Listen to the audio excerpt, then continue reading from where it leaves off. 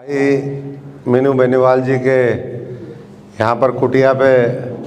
यहाँ पर पहुँचे हमारे सभी सम्मानित मेरे बुज़ुर्गों, नौजवान साथियों, हमारे सभी पार्टी के वरिष्ठ पदाधिकारीगण, भाई मीनू बेनीवाल जी हमारे तो बड़े भाई हैं, भाई आदित्य चौटाला जी, हमारे बेनीवाल साहब हमारे आरएसएस का प्रशिक्षण लेकर के आए जी, कासनिया साहब, हमारे सभी साथीगण जो भी आए हैं, हमारे प्रमोद जी, भाई हमारे निया जी, हमारा साथी गोदारा जी और सामने बैठे सभी साथी, किसी का नाम छूट जाए मैं माफ़ी भी चाहूँगा। दोनों भाइयों ने आपके सामने बात रखी कि आज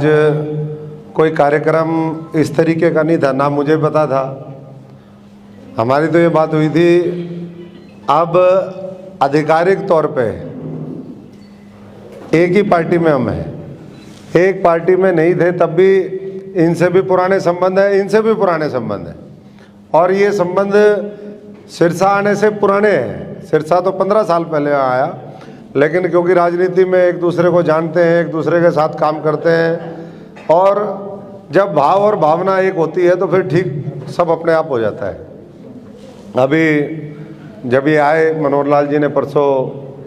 रोडी के अंदर कालावाली हल्के में इनकी ज्वाइनिंग करवाई, तो बात हो रही थी कि भाई मैं एक दिन चाय पीने आऊँगा। तो आज तो हमने रात को ही फैसला किया था, 10-11 बजे फतेहाबाद की रैली थी, उसके बाद मैं और आदित्य जी आ रहे थे, हमने कहा बात करें जी, एक बार अगर कल हैं तो चाय पीने चलेंगे, थोड़ा सा सबसे मुलाकात भी हो जाएगी, चर्चा भी हो जाएगी। तो ये मेरे को भी पता है मीनू जी कि आपकी क्षमता, आपके साथियों की क्षमता वो बहुत मजबूत है और निश्चित तौर पर जो आपने कहा कि भाई 28 तारीख को, 28 मतलब पहले फिक्स कर लिया आपने, लगता है जी सर, लगता है तो फिर हो गया, जब आपको लग रहा तो हो ही जाएगा। तो ये कह रहे थे अभी कि 28 तारीख को बहुत बड़ी ऐतिहासिक रैली आप लोग एलनाबाद में करोगे, हमारी सबकी शुभकामनाएं हैं। अभी जैसे भाई आदित्य जी कह रहे थे कि मैं 13 साल बाद आया, तो ये 13 साल बाद आए, लेकिन मैं 2.5 साल पहले आया था। 2.5 साल पहले आप सबको पता है, देखिए ये तो हालात होते हैं, जो अभी बात कही थी हमारे साथियों ने कि कई बार संयोग होता है, किसको कहाँ मदद करनी पड़े। हमारी तो 3 चुनाव इनेलो के सामने हम लड़े, बाद में इनेलो अलग अलग होगी, उन्हीं के प्रत्याशियों के साथ पिछली बार भारतीय जनता पार्टी यहाँ पर जीती। लेकिन जब हमने सारी परिस्थिति, उसमें हम बहुत ज़्यादा लंबी चौड़ी चर्चा ना करें कि किस तरीके से पार्टियाँ शोषण करती हैं, और जब आप सच्चाई ईमानदारी के रास्ते पे हो, पूरी 100% नहीं 200,000% के साथ आप किसी के साथ दिल जान से लगे हुए होते हो, जब वो धोखा देता है तो फिर आदमी के काबू की बात नहीं होती। आज आप सारे काम कर रहे हो, आपके साथ कोई गलत करेगा तो भाई मीनू बेनीवाल जी को भी बर्दाश्त नहीं करना चाहिए, मुझे भी नहीं करना चाहिए और इनको भी नहीं करना चाहिए। तो हालात बने, हमने छोड़ दी। उसके बाद किसान आंदोलन आया, किसान आंदोलन में हम उसमें, क्योंकि किसानों का मामला था भाई, हमने कहा चलो किसान अगर बंधु निकले हुए हैं, कोई बात है तो सरकार उनकी माने, हम भी उसमें थे। मैं इतना ही कह सकता हूँ सारे परिस्थितियों को देख करके आज कि जितना भला नरेंद्र मोदी जी ने, भारतीय जनता पार्टी ने पिछले 10 वर्षों में किसान का हो, गरीब मजदूर का हो, गरीब कल्याण के लिए, देश में बड़े बड़े प्रोजेक्ट लाने के लिए जो काम कर दिया, वो कोई साधारण काम नहीं, वो बहुत बड़े बड़े काम हैं। और अगर 4-5 हज़ार करोड़ रुपए केवल एक पार्लियामेंट में उन्होंने दे दिए किसान सम्मान निधि के, मुआवजे की राशि, हमारा फसल बीमा योजना का, तो ये बहुत बड़ी बात है। तो इसलिए कई बार साथियों की और भी मांग होगी, मांगे तो उसके सामने रखी जाती है जिससे उम्मीद होती है। दूसरों से तो औरों के पल्ले ना, तो वो तो लड़ाई ये लड़ रहे हैं कि भाई हमारी 40 सीटें कैसे आ जाएं। ममता बनर्जी ये कह रही है, इंडिया अलायंस की वो भी घटक दल में है, वो कह रही है इनकी 40 नहीं आती। दूसरी तरफ भारतीय जनता पार्टी और आप सब लोग संघर्ष कर रहे हो 400 पार के लिए, तो फर्क साफ है आपको। और इसलिए मैं समझता हूं कि समय आएगा जो साथी और बातें कह रहे हैं उनकी भी डिबेट होगा, डायलॉग होगा, अपना संवाद होगा, और उनका भी मैं समझता हूं कि समाधान नरेंद्र मोदी जी, भारतीय जनता पार्टी निकालेगी। जैसे राम मंदिर 550 साल पुराना मुद्दा, जब उसका समाधान कर दिया, धारा 370 खत्म कर दी, महिलाओं के लिए लोकसभा, हमारी राज्यसभा, हमारे जो है विधानसभाओं में उनके आरक्षण का प्रावधान कर दिया, भविष्य के अंदर और जो बड़े बड़े मुद्दे हैं उसका संकल्प है, कई कई लाख करोड़ के प्रोजेक्ट चल रहे हैं, तो ये भी मामला हो जाएगा। तो मैं आपको कह रहा था कि 2.5 साल पहले मैं आया था और उस समय सैद्धांतिक मेरा, क्योंकि मैं किसी पार्टी में तो था नहीं उस समय, मैंने एक सैद्धांतिक स्टैंड लिया था कि भाई किसानों के लिए जिस व्यक्ति ने अपना पद त्यागा है,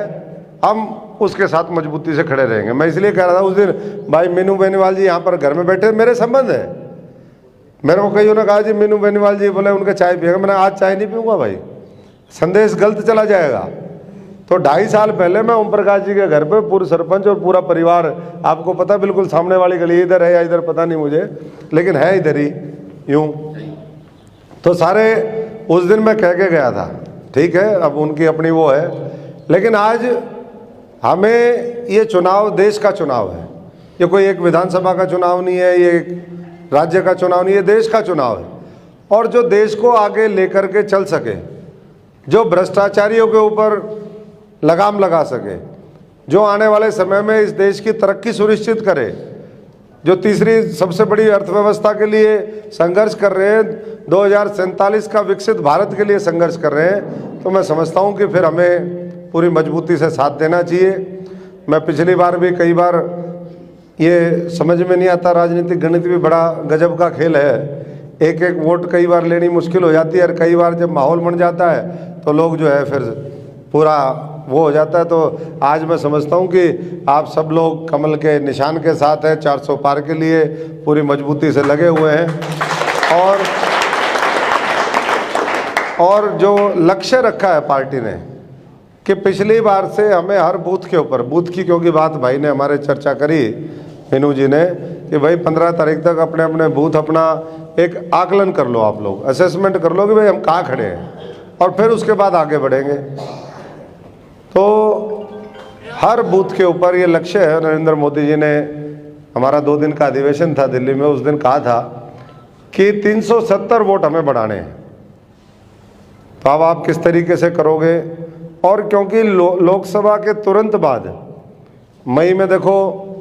चुनाव होंगे, 25 मई को, 4 जून को वोटों की गिनती होगी,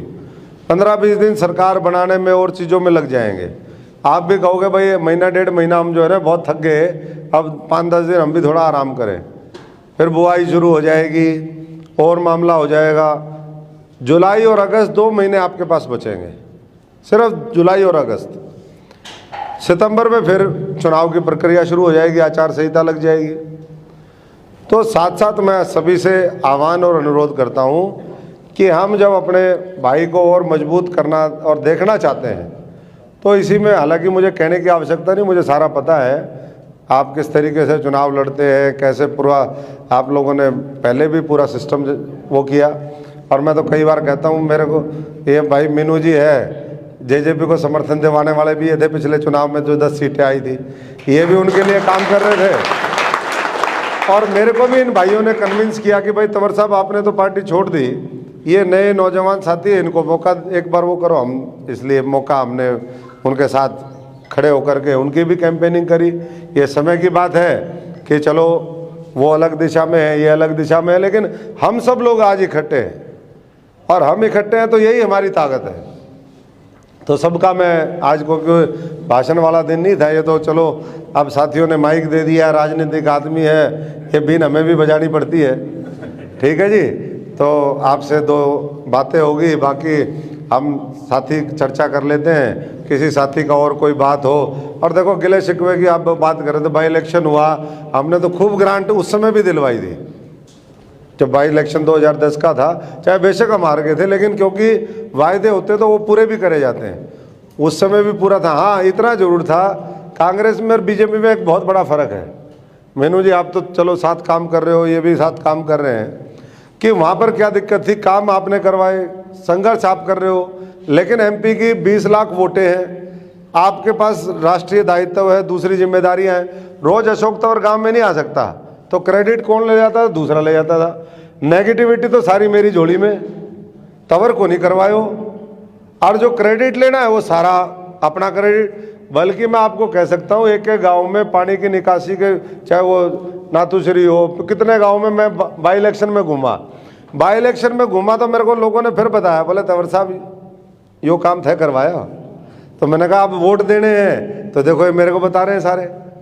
और जब नहीं देने होते तो भाई फिर मामला दूसरा हो जाता है। तो मैं सबसे रिक्वेस्ट करूंगा कि हमने किसी का खराब नहीं किया, किसी के साथ गलत नहीं किया किसी भी रूप में, और फिर भी अगर कई बार किसी साथी की कोई बात होती है तो वो मैं समझता हूँ कि खुले मन से, खुले भाव से, खुले जो है दिल दिमाग से अशोक तंवर उस बात को पूरी तरीके से ग्रहण करेगा, और आपकी ताकत हर तरीके से आगे बढ़े।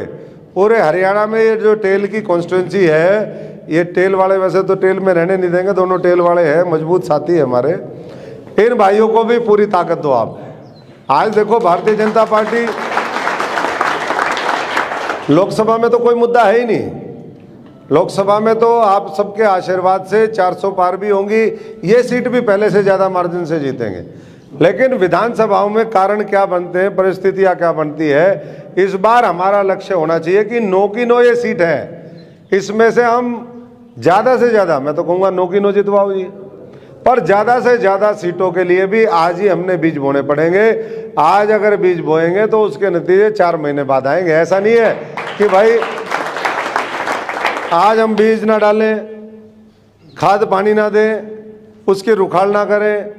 तो फिर 4 महीने बाद फसल कैसे होगी। तो बीज असली हमने डालना है, और लहलहाती फसल 2 महीने बाद भी ऐसी फसल तैयार करो जैसे वो कहते हैं ना, जो एडवांस आती है, क्या कहते हैं उसको, अगेती। तो एक तो अगेती ले लो अभी मई जून में, और एक जो है फिर अक्टूबर में जो है एक और फसल ले लो, ठीक है जी। यही सबसे मेरी गुजारिश है। सबका बहुत बहुत धन्यवाद। जय हिंद, जय भारत, भारत माता की, भारत माता की, गौ माता की। क्योंकि हमारे गौ भक्त हैं, गौशालाओं में भी बहुत ग्रांट दी हुई है मेरी, और बाकी फिर मिलके और कसर पूरी कर देंगे। धन्यवाद जी।